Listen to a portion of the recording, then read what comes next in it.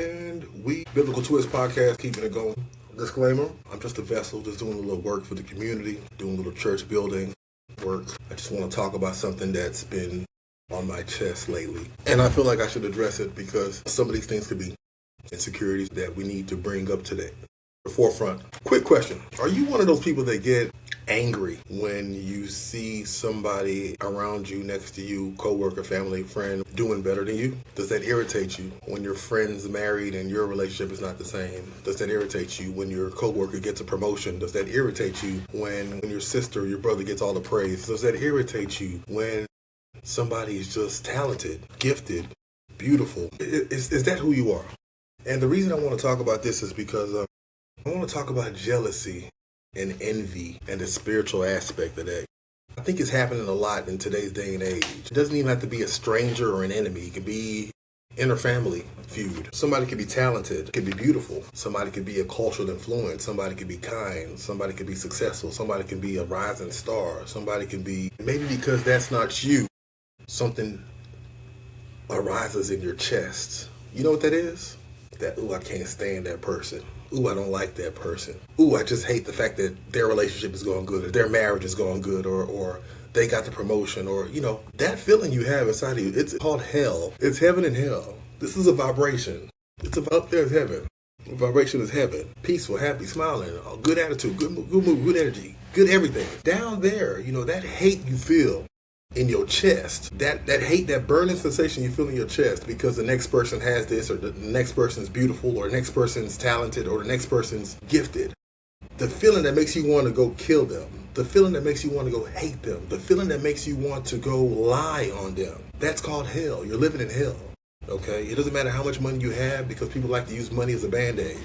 It doesn't matter how beautiful you are or how handsome you are, because people like to use that as a band-aid as well. These are deep insecurity issues that need to be resolved. And we can take it biblical. I like to, drop a little biblical here and there. This is more of a spiritual alignment. People do all that and they say they love you. Love is not envy. Love is not hate. Love is patience. Love is a lot of things besides that. I think it's actually people closer to you that can affect you. Having somebody that hates you or envies you in close proximity to you is actually dangerous, because at first it turns as obsession, then it turns into some kind of psychotic issue that could turn into destructiveness. The reason why I want to bring this up is because it's dangerous, to hate, to envy, to hate somebody. And this is especially dangerous to people on a hierarchy that has pull, that has status, that has authority. These people are dangerous that have this kind of pull, because if they have pull like that, and let's say they're over an area, whatever they have in their mind, they can project that on the person and have the whole community listening and believe in this person, when that person can have, insecurity, dark issues, and they can be lying. This is very dangerous. And that could go into our community. This could happen in our work environment.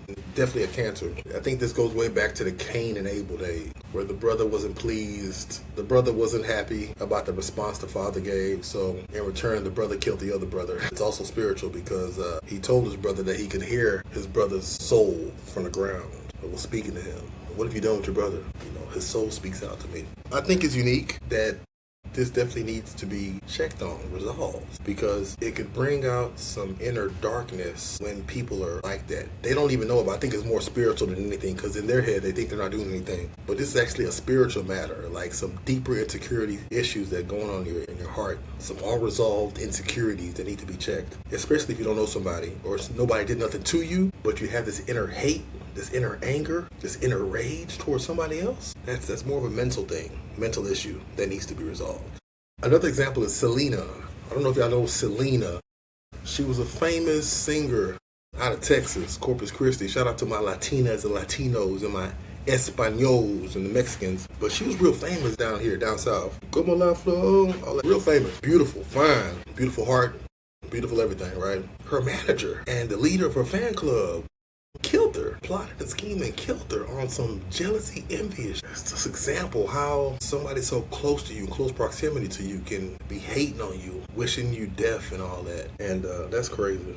But that's just the way the world goes. I think, balance of dark and light. I think people just need to be careful out here, because body language is a fool. You can read body language, you can read what people say out their mouth. Some people think because you're their brother, sister, husband, wife, auntie, uncle, cousin, whatever, a lover. They feel like they can do anything. Some people just use you as a punching bag. They want to release some deeper inner insecurity issues. And the reason for them doing that would be, I'm trying to get you to change, or, I paid for this for you, I did that for you, or I did this for you. You're supposed to allow me to be your punching bag. You're supposed to allow me to release inner hate. You're supposed to just be the punching bag and accept that because you're a lover, spouse, husband, wife, sister, brother, cousin. Nah. No. I'm not going to be your punching bag because you have some insecurity issues you need to deal with. People want to blame it on church or community. No. That's something you need to take care of and resolve. These are bullies. Don't let people bully up on you because they don't like you. It's deeper than that. That's why I looked up the word ism, capitalism, socialism, racism, and nationalism. These are all isms, ideologies of certain areas and certain thinking mind frames that are outdated. I don't like you because you're from Australia. I don't like you because you're fat. I don't like you because you're tall. I don't like you because you're short. You don't even know these people, but this is the way you think. I don't like you because you're Christian. I don't like you because you're Muslim. I don't like you because you're a Cowboys fan. I don't like you because you're a New York Giants fan. Shit like that is like, dude, I don't like you because you're a Republican, you're a Democrat, or you're from the north side, or from the south side, or just patterns of thinking like that are so outdated. Like, oh, he voted Republican, or he voted Democrat, or they're from New York, or they're from California. Like, if you're still thinking like that in today's day and age, you need to reevaluate the way you process things. Those isms are not working. It's not working anymore in 2026, and you cannot think like that. Cannot actually think like that, especially religion. Religion's the biggest one. The most deaths, the most killings, the most blood spilled on this earth has been over religion.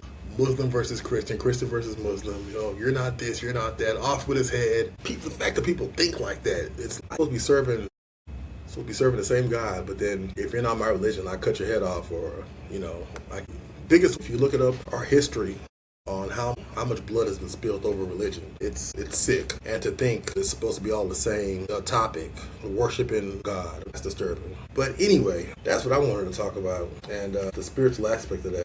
How somebody gifted, talented, or beautiful, or somebody just existing in their natural state, not bothering anybody, could affect somebody's mood or anger or muster up hate. You're living in hell. That's hell right there. That feeling you have when you see somebody you don't know but you hate them because of their skin color, their height, their gift, their talents, their influence. You hate this person you don't know? That's a mental issue. Oh my goodness, that's a mental issue. Something needs to be checked, and that's why I said mental illness in this area is like the new COVID-19. A lot of people can't even think why they don't like this person or like that person. This person, they don't even know that person, but you hate him or you hate her. Anyway, over and out, just freestyle. I want to keep this going.